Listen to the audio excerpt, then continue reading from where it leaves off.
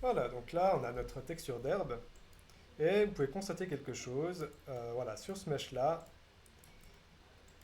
on a des UV qui sont mal dépliés.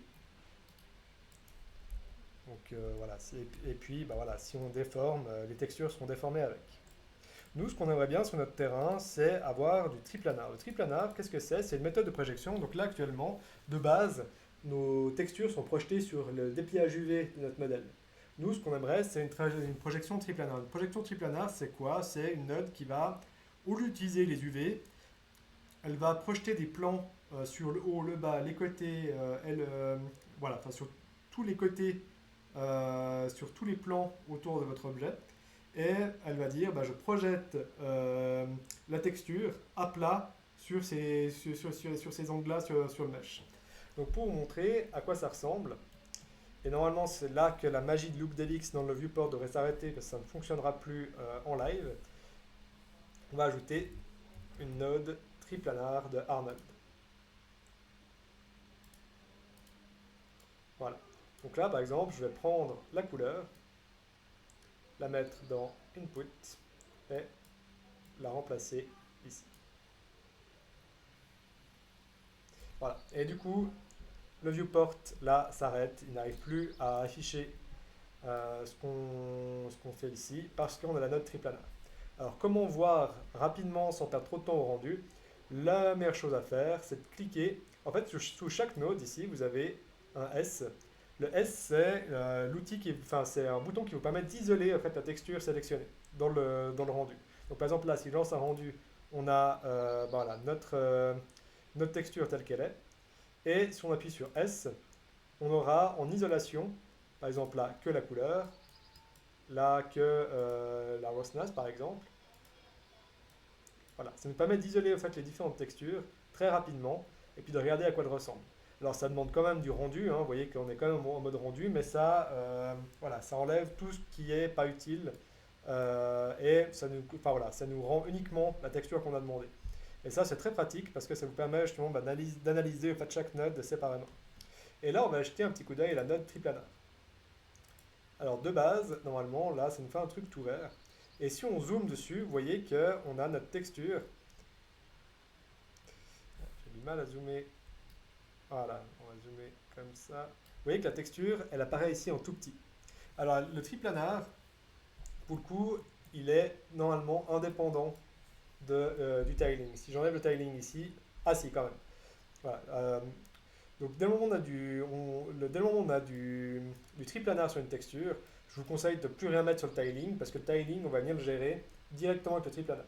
Et là, ce qu'on voit, c'est que peu importe comment les UV sont censés être déformés à la base, par exemple, si on revient sur la texture de base ici, vous voyez que là, la texture de base, elle est toujours en projection UV.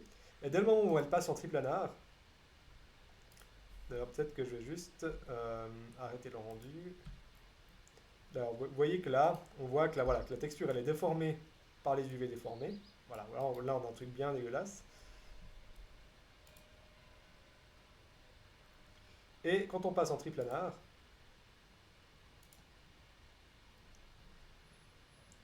la texture sera toujours affichée sans déformation. Parce que justement, elle n'est plus projetée via les UV, elle est projetée via des plans sur tous les côtés.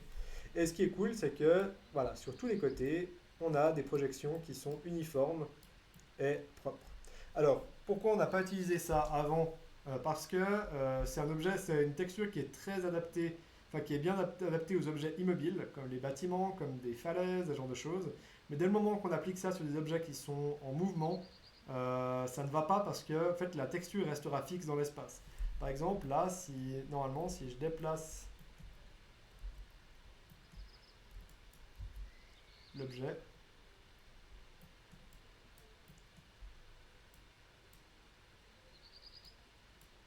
voilà, la texture restera fixe dans l'espace et ça permet peu de flexibilité également sur voilà, des petits détails.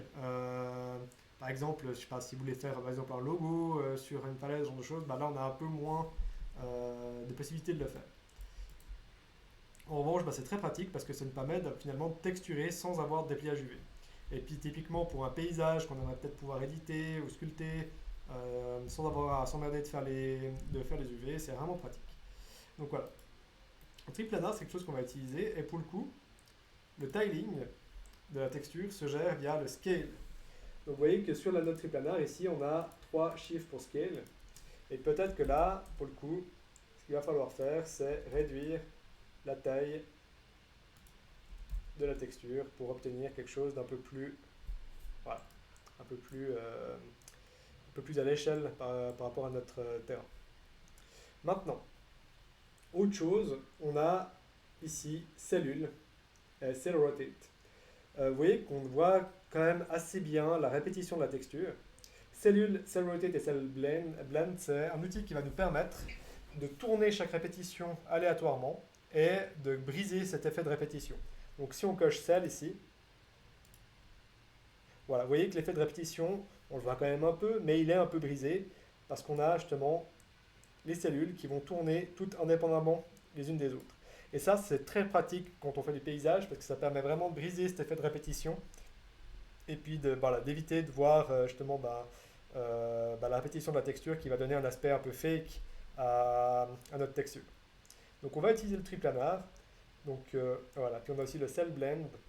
Donc ça, c'est en gros c'est le flou autour des différentes cellules.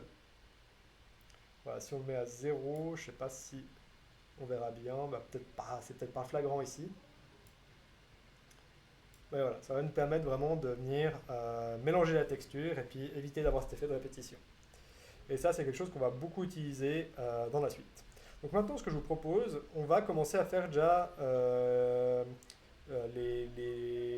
la base de notre texture de terrain, mais sans... On va garder en fait uniquement la couleur et la height pour tous les matériaux. Comme ça, on avancera plus rapidement, parce que finalement, c'est à chaque fois les mêmes opérations pour tous les matériaux. Puis une fois qu'on aura fait ça, ben, on fera le reste du shader. Donc dans la prochaine vidéo, on va commencer à faire le matériel paramétrique avec uniquement, pour le coup, la couleur et la height pour voir comment on peut créer justement ces règles qui nous disent d'avoir par exemple la neige en haut, le sable en bas et les falaises et l'herbe qui se gèrent automatiquement. Donc ça, on va le voir dans la prochaine vidéo.